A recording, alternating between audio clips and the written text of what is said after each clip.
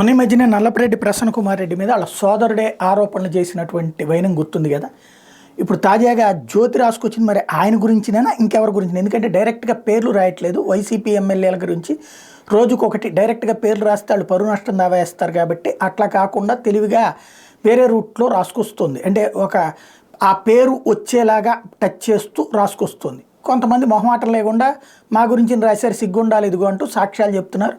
కొంతమంది మాట్లాడలేదు, మా మీద ఇదే మనం మాట్లాడితే అనవసరంగా మనం అని చెప్పుకున్నట్టు అవుతుందని మాట్లాడలేదు. ఇప్పుడు నల్లపరెడ్డి ప్రసన్న కుమార్ రెడ్డి అయితే మొండోడే, మొహమాటం ఏం లేదు, డైరెక్ట్గా వచ్చి మాట్లాడతాడు. ఏం మాట్లాడతాడు చూద్దాం. ఎందుకంటే తాజాగా ఆంధ్రజ్యోతిలో మాటలతో దాడి మూటల దోపిడీ అంటూ అవినీతి కుమార్ అని రాసుకొచ్చారు. అంటే అక్కడ ప్రసన్న కుమార్ రెడ్డి కదా, అందుకోసం అనుకుంటా. ఇక్కడ తెర వెనక చేసేవన్నీ నీ చెప్పనులే. తెల్లరాయి కోసం నెల్లూరు గుల్లా, కొండలు పిండి చేసి మింగేస్తున్న వైనం, తాడేపల్లికి ప్రతి నెల 15 కోట్ల కప్పం, 3 నెలల్లోనే 450 కోట్ల అక్రమార్జన, ఇసుకారసరికై ఎసరుపెట్టిన గనుడు, అవినీతిలో అన్నతో తమ్ముడి పోటీ, వెంచర్ పక్కనే 6 ఎకరాల కాలువ ఆక్రమణ, కరోనాను క్వాష్ చేసుకున్నటువంటి వైనం అంటూ రాసుకొచ్చారు.